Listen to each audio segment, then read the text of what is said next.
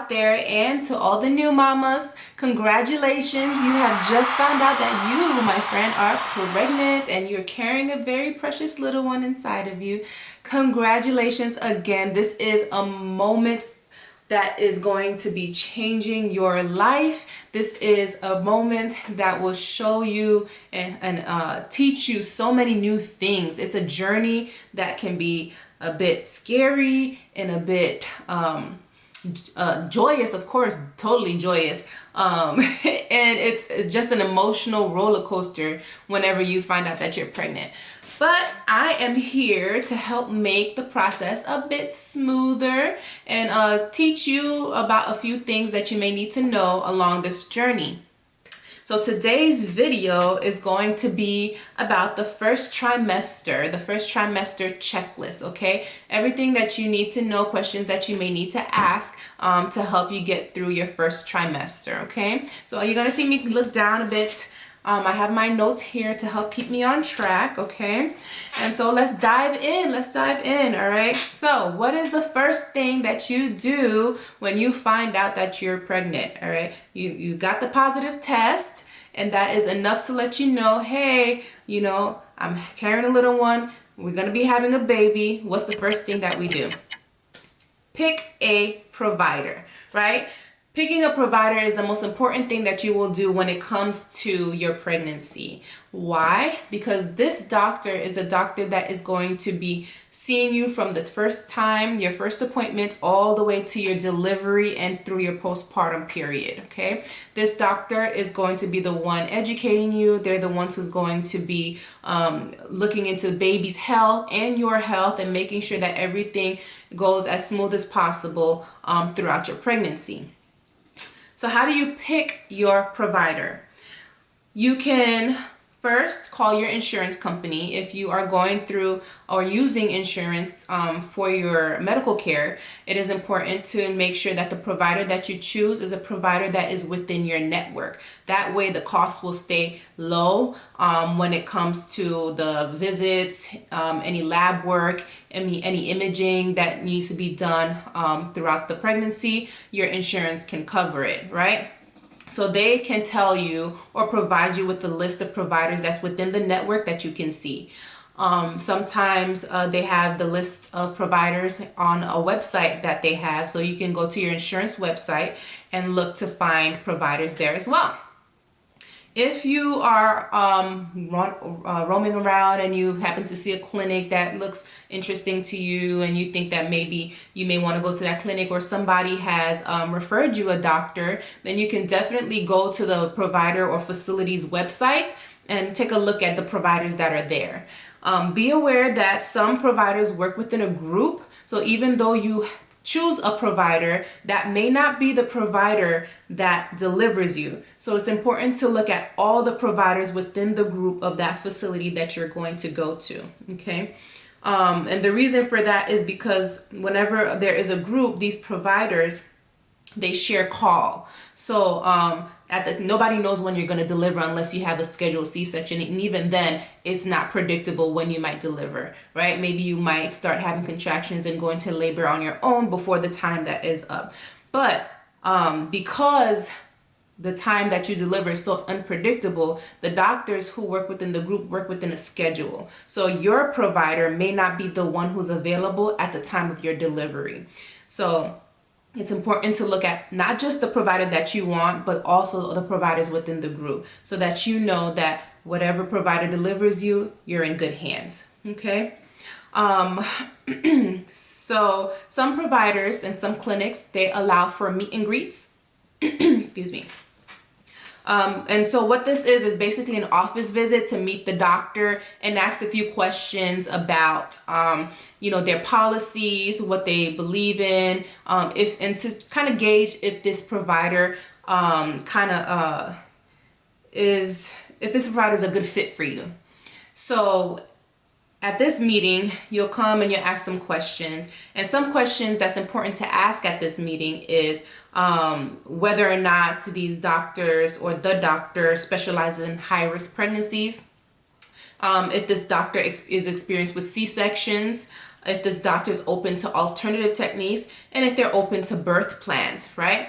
So many people have different views on how they want their pregnancy journey to be. Some are okay with the traditional aspects of the pregnancy. So they'll go to a hospital, they'll lay on their backs, and they'll deliver that way. Other moms, especially now with more research and more education when it comes to birthing, may find that they prefer an alternative technique, which may mean that they would prefer to squat when they deliver instead of being on their backs, or they would like to try different movements and techniques to help bring baby down instead of relying on medications and just gravity, you know.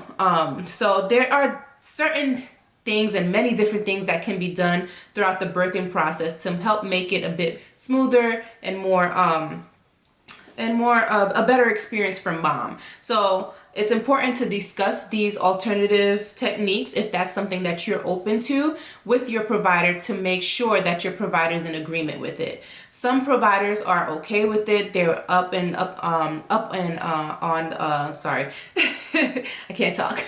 They're up on the new techniques, and they understand that moms are wanting to try different things. And then some providers are strictly traditional, you know. they don't want to have to be bothered with that. They know what works, and the traditional ways for them is what works, so that's what they're going to go and do. If that's not the type of doctor for you, then that's not the doctor for you. But if it is, then great, you found your match.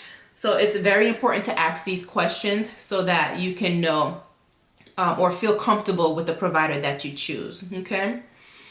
Let's see. Know the hospital that your provider is going to deliver at, or the hospital that they're affiliated with. By knowing the hospital that they're affiliated with, you'll know how far of a distance that you may need to travel when it's time to deliver. Also, you'll be able to look up the hospital policies and see what their policies are like. Maybe their policies are not something that you are okay with, and you may want to find a provider that delivers at a different hospital. Speaking of policies, it's important to know the clinic policy as well. Some providers or clinics, providers that work in certain clinics, are have certain policies that they have to abide by, right? So VBACs, which is vaginal births after cesarean section, is one of those big things that some providers do and some providers don't. If you ever had a C-section in the past, and you want to try again with delivering vaginally, there are some providers who will do that, and this is called VBAC, vaginal births after cesarean section. Now, there are other providers who either are not comfortable doing it because of the risks that come with it, or maybe there's not enough staff in the hospital that they are affiliated with that will allow for them to do a safe VBAC. So they may say no to that. If this is something that is important to you, that is definitely a question that you need to ask the provider during your meet and greet, or even whenever you call in to schedule. Okay. Circumcisions. Some providers will do a circumcision if that's something that you want for your son whenever you have your baby, while others may not. In the case that you find a provider that does not do a circumcision, then it is important to be able to find a pediatrician or a urologist who will perform that procedure for you. Usually the circumcision is done after you've had baby, maybe a day or two after baby's done, but definitely before baby leaves the hospital, by the provider who's delivered you or the pediatrician that's there. But sometimes that's not the case, and it would happen a week after baby's delivered by the pediatrician or urologist that you choose. So these are some things to think about. Okay. The hospital policies. So I touched about it a little bit earlier. Some hospitals may allow, have certain policies. So one of the major things that will affect you is visitor policies. Some hospitals allow for you to have many people in the room during the delivery. Some hospitals only allow 2 people in the room, which is dad and another support person. Some hospitals have an age limit where no one under the age of 18 can be in the room during delivery. So these are the things that you need to check on before you schedule your appointment with the doctor. Check those policies with the hospital, because you don't want to come in and be ready to have a baby and want your whole family there and find out they can't be there. You know, that would be very devastating. It kind of ruined the moment. So it's important to have those those questions answered. Okay, another policy that you need to ask about is a doula policy. If you're choosing to have a doula to help you through your birthing experience, is the hospital okay with having the doula there? Is your doctor okay with having the doula there? What are the rules and regulations when it comes to having a doula at your delivery? These are certain things that you need to ask, okay? Visiting hours is also important. Some hospitals might allow for your family to be there from the time you come to the time you leave. Other hospitals may say, hey, family can be there up until 8 o'clock, you know. So these are the things that you need to ask. The distance of the hospital. How far is the hospital that the doctor's affiliated from the doctor and from your home? Now, it's important to know the distance for the doctor and for the home, because when it's time for you to deliver, baby can come at any time, and you need to be able to get to the hospital as soon as possible. So sometimes the doctors are in clinic seeing patients, and then you come in to deliver. They have to leave these patients to come to you. So the distance between the clinic and the hospital is important, because the quicker they get there, the quicker they'll be able to help you, right? And don't be afraid if they don't make it. It's okay. There is always a hospitalist, which is a doctor that's on call in the hospital who can come and help you deliver as well. But you've chosen their provider. I'm sure you want that provider to be the one to deliver you. So making sure that the hospital is close to the clinic is a good idea, okay? Also, you want the hospital to be close to your home, because when it's time to go, you don't want to be stuck in traffic for an hour to try to get to the hospital, right? No, you don't want to have a baby in the car. And it's happened many a times, right? So make sure that you are close enough to your hospital so that you can get there in time for the assistance that you need, okay? All right, I think that's it when it comes to the doctor, picking the provider, and asking questions, right? Okay, so we can move on to the next step, which is to schedule your appointment, right? So your first appointment is going to be your confirmation of pregnancy, okay? And at that appointment, you will be having your first ultrasound, so you'll get to see baby and hear baby's heartbeat, okay? They'll test you for STDs such as chlamydia, gonorrhea. You'll get a wet prep, which includes bacterial vaginosis testing, yeast infection testing, and trichomonas, which is also an STD or STI. And you'll get a pap smear if you haven't had one within a year's time, and genetic testing. So with the genetic testing, at about 10 weeks, we can start testing for baby's gender,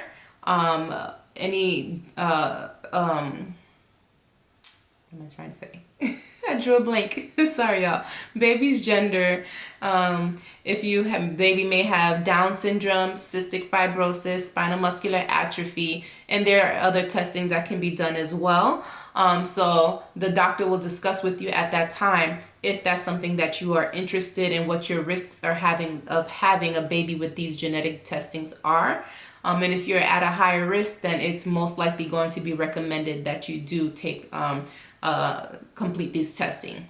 Now, with the genetic testing, it is not invasive where you would have to get like a amniocentesis or something, like a needle in your belly to try to get some DNA from baby. No, it's just a simple blood draw, right? Technology has improved over time, so there are easier ways for us to find out certain things about our baby, and so just a simple blood draw can let you know these genetic answers, right?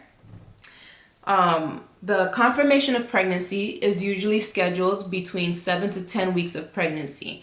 Do you wait until you're 7 weeks pregnant to schedule your appointment? No. I highly recommend that you call as soon as you find out that you're pregnant to schedule. Why? Because the doctor's schedules can be booked out for months, and you want to be able to get in as soon as possible to get the care that you need. Now, the reason why it's scheduled between 7 to 10 weeks of pregnancy is because at 7 to 10 weeks, that's when we're able to visualize baby in the ultrasound and hear a heartbeat. It can tell us about baby's viability. Versus if we were to try before that time frame, it's not guaranteed that we will get a heartbeat or even be able to see baby in the ultrasound. So we need baby to grow a little bit, start pumping some blood, before we can schedule. So I know you get so excited because you're pregnant and you want to make sure everything is well and everything is good with the baby, but we do have to allow that small amount of time frame for baby to grow and develop so we can be able to pick up baby on an ultrasound and pick up a heartbeat and make sure that you are indeed pregnant. Okay. All right. So after your confirmation of pregnancy, you got your first confirmation of pregnancy set up and scheduled. You're seeing your doctor. You got all the discussion going and testing going. At your confirmation of pregnancy, your doctor may ask you about your medical history. So you may talk about whether you've had diabetes, hypertension, any other medical history that you got going on, any medication that you're taking that you may need to stop because it's not compatible with your pregnancy, or medication that you can continue that to help you while you are pregnant. Maybe you may need to adjust your dosage a little bit so that it can accommodate for your pregnancy, right? So these are the things that you're going to talk about during your confirmation of pregnancy. Once that is done, you will have your ROBs, which is your routine pregnancy routine OB appointments. Routine OB appointments. At the first trimester, between the weeks, between the time you find out up until 14 weeks of pregnancy, you will see your doctor once every 4 weeks. Okay, so that's the routine for the first trimester. You'll see your doctor once every 4 weeks, and at these appointments is just making sure baby's growing well. So you'll get like your prenatal blood work. You'll find out what your blood type is. You'll find out, they'll take testing for syphilis, HIV, Hep B, these important things that we need to know for your pregnancy, okay?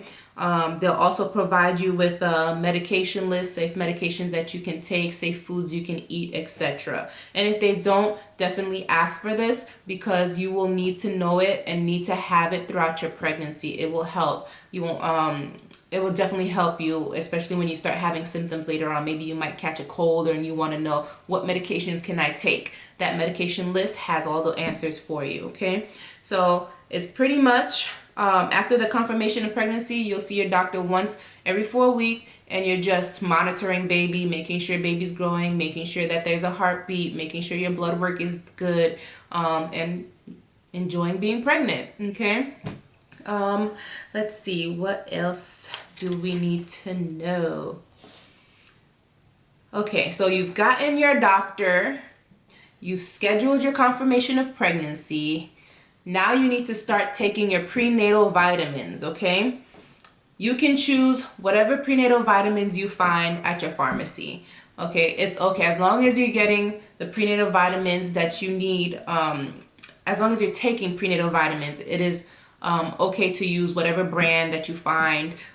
Specifically, the company that I work for, they recommend Nature-Made prenatal vitamins, but you with DHA. Nature-Made prenatal vitamins with DHA.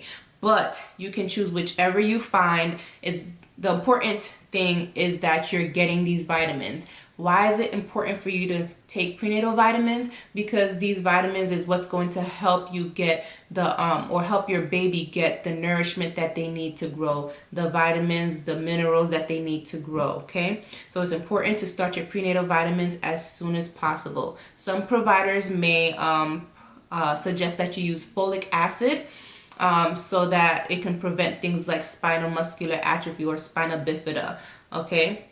So it's important to have your vitamins and to take them as soon as possible, okay? The fourth thing that we need to do when we find out that we're pregnant is monitor your pregnancy, right? So before we go there, sorry. Transfer patients, right? So say you've been pregnant and you have started your prenatal appointments and you've seen your doctors and you're far into your pregnancy, but now for some reason you may need to change your doctor, right? Maybe you've moved, or maybe you don't really like the doctor that you're seeing and you want to switch to someone else. Whatever the reason, you are now in a position where you need to find another provider.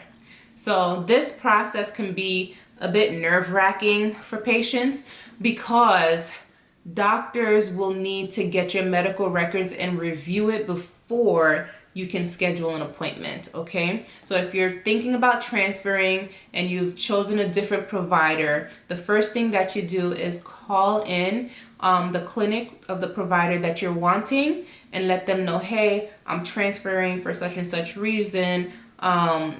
What is your fax number, or how can I get my medical records over to you so that the doctor that I am wanting can review it and let me know if they'll take my case or not, right? And in these medical records, you will need to have your pregnancy or prenatal blood work, which is includes syphilis testing, Hep B testing, Hep C testing, blood typing and screening, things like that, right? Then you also need your doctor's notes, because the doctor's notes is what the doctor is going to read to see what was going on throughout your pregnancy. It gives a detailed notes on what is happening with your pregnancy, okay? And you'll also need imaging. So any ultrasound reports, MRI reports, whatever imaging that you had with the pregnancy, those reports the doctor needs to see as well. You'll send all those medical records over to the doctor that you're wanting. That doctor will review your case, and if they're okay with it, then they'll say, okay, we'll take your case, you can schedule. And if they're not, because of whatever it is that may be happening in your pregnancy that may be too much of a risk for them, then they'll let you know, hey, I can't take your case, try someone else, okay? So it's important to make sure that you have your medical records on hand and ready to send when you're transferring. It'll make the process so much smoother for you, okay? All right, we have spoken about how to choose a provider, how to schedule an appointment, your first appointment, COP. We spoke about your prenatal vitamins, and I gave some tips to transfer patients who are looking for a different provider after already seeing a provider. All right, so now we're going to move on to normal signs of pregnancy, okay? Normal signs of pregnancy that may be a bit alarming if you don't know that they're normal, okay?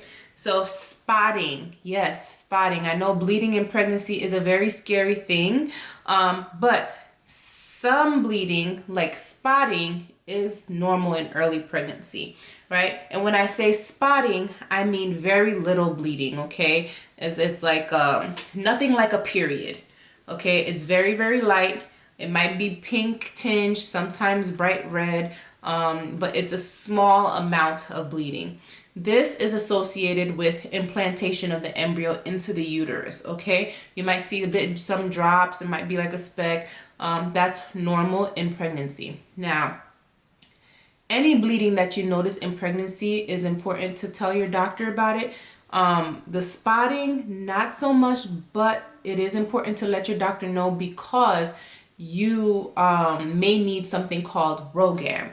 If your blood type is a negative blood type, then, and your baby's blood type is a positive blood type, the mixing of your blood and baby's blood or baby products can cause complications in the pregnancy. What happens is your antibodies start to attack babies, and so your body's looking at baby as like an outsider, so it will attack baby. So it's important for you to receive RhoGAM whenever you start spotting or bleeding in pregnancy and you have a negative blood type, okay? Cramping in pregnancy, early pregnancy, is normal. Now, your cramping may be like a period cramping. It may be very mild. This is normal in early pregnancy, and it's also associated with implantation bleeding, okay? Nausea and vomiting, right? The most infamous morning sickness that can happen morning, noon, night, evening. It doesn't always happen in the morning. Nausea and vomiting in pregnancy is a normal sign of pregnancy, okay? Now, it is important to monitor your urine output and your weight, especially when you're having nausea and vomiting, because that will help you know when to call the doctor. If you find that you're nauseated and you're vomiting and you can't eat or hold any food or liquids down, no matter how bad you try, your urine output decreases, so you're not going to the bathroom to urinate as often as you're supposed to, and you're losing a whole bunch of weight within a week's time, you lost like 5 pounds or greater, this is a sign of dehydration, malnutrition, and you need to see a doctor for that, okay? Other than that, it is normal to have nausea and vomiting in pregnancy. Lightheadedness, dizziness. This is common in early pregnancy as well. Your hormones are changing. They're trying to build a baby. Your blood flow is increasing. You're getting more blood in the system to accommodate for this new child that you're growing. So it can cause you to be a bit lightheaded. All these changes can cause some lightheadedness and dizziness in the pregnancy, and that is totally normal, okay? Fatigue, hunger, bloating, these are normal signs of pregnancy, okay? Constipation, though it is weird to be constipated, it is normal. Let me take that back. It's not weird to be constipated. It's a normal process, but constipation in pregnancy is a normal occurrence, okay? Especially if you're taking prenatal vitamins. Sometimes prenatal vitamins have a high level of iron in it, and iron can cause constipation, all right? So what do you do when you have these symptoms, even though they're normal in pregnancy, but they're making life a bit uncomfortable at the moment, right? So what do you do? So what you can do for the nausea and vomiting, there are some over-the-counter medications that you can take to help with this, and your doctor will give you a list as well to let you know what medications are safe for you to take for these symptoms. There are also non-medication options that you can try, such as bland diets, so foods that doesn't have a lot of seasoning or salts. Ginger tea, that can help settle the stomach with the nausea and vomiting, right? Crackers, bananas, apples, and rice. Those can help as well with the nausea and vomiting. Eating small, multiple meals a day versus big, large meals, right? So I know in America here, we like to have our 3-course meals, right? Huge 3-course meals, and it looks so good and it tastes so good, and we're ready to eat it, and we have it in 3 separate parts of the day. Breakfast for morning, lunch for noon, and then dinner around like evening time, right? This is not a good way to eat when you're pregnant. Why? Because it will have your glucose levels going up and down. It will have you feeling bloated after you eat, very uncomfortable, and you're already going through all those symptoms of pregnancy. I'm sure you don't want to add another heavy meal that feels like a rock in your belly, right? So it's important for you to take small, frequent meals throughout the day. Eating every 2 hours a small snack, like you can have a cracker or toast in the morning, and then 2 hours later you'll have some fruit, and then 2 hours after that you can have like crackers and peanut butter, and 2 hours after that you can have like a salad, you know. Small frequent meals throughout the day. That will be better for you to help manage your nausea and vomiting. Keeping carbonated or non-carbonated drinks separate from your meals is better than drinking and eating at the same time. Have you ever tried drinking a whole bunch of water and then eat after? You're already full from the water. You almost don't want your food after, right? So try drinking and eating while you're pregnant together. Right? You're already uncomfortable, you're already bloated, now you got a whole bunch of water in you, and then you're gonna put food in there too. Oh yeah, I would be throwing up as well. You know what I mean? That's so uncomfortable to be in, like a position to be in where you're feeling so full and heavy. It will definitely make you feel nauseous and definitely have you throwing up. So it's better to eat and then drink maybe a few minutes later. Maybe like wait about 30 minutes or 20 minutes or so before you go and drink something. Let the food kind of digest a little bit. Have your belly empty out a little bit before you go filling yourself up with some liquids, all right? Okay, for the constipation, there are over-the-counter medications that you can take that's safe in pregnancy to help you with constipation. Some non-medicated options would be to increase your fluid intake, exercise, walk for 30 minutes a day, increase your fiber intake, right? These are things that you can do that is not non-pharmaceutical, non-medication, or what am I saying? Oh God. Non-medication options that you can try to help you with your constipation, okay? All right, and I did mention that there is a safe medication list that your doctor can provide to you. I can provide you a list of that medication as well. It is a long list, which is why I'm not going to talk about it now because this video already is long enough, right? So I'll add it to a different video and we'll talk about it in a different video, this fake medication list. Now, disclaimer, yes, I am an RN. Yes, I work in L&D. Yes, I work OB-GYN, okay? But I am not a doctor, okay? And I'm not your doctor. I do not know your medical history in completion, okay, in totality. So these recommendations that I'm giving you are general, basically safe recommendations that you can try.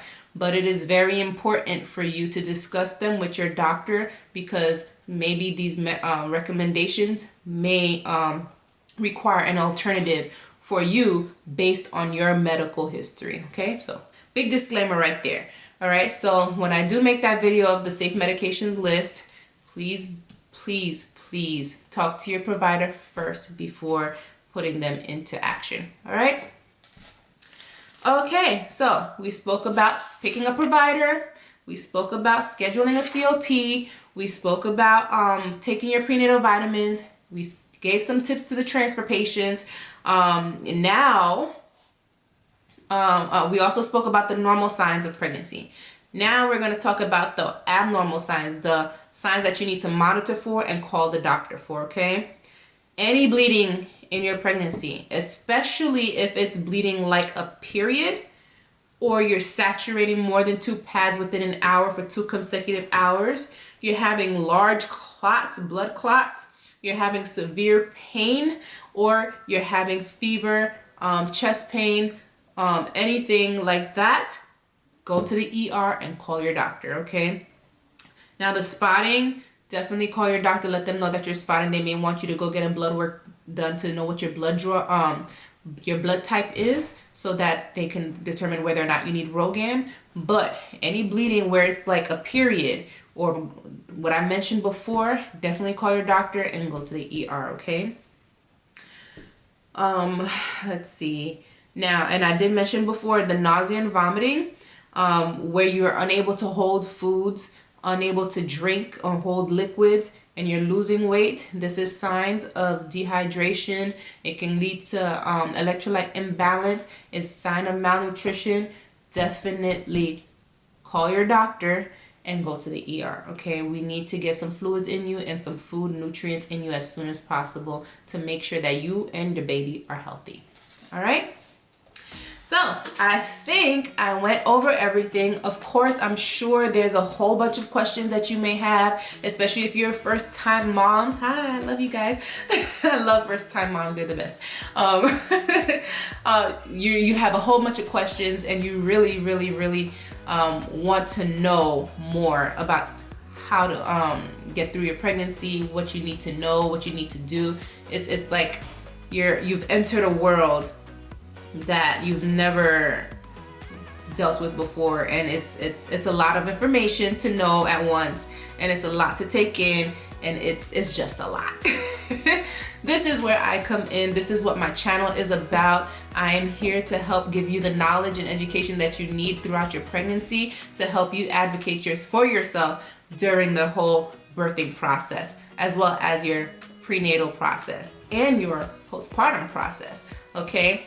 Giving you the knowledge that you need all in one spot right here in the maternity corner. So if you are newly pregnant, first time pregnant, multip, you know, you've had multiple babies, or if you're planning on getting pregnant, my channel is for you, okay? So if you have any questions, definitely put them down below in the comment section, all right? I will do my best to go out there and answer as much questions as I possibly can to give you the knowledge that you need. And if it's a whole bunch of questions that are very similar, I'll put out a video and answer it that way for you guys so that you have that knowledge that you're wanting, okay? So also subscribe to my channel so that you can come back for more videos and more learning sessions and more knowledge over here, okay?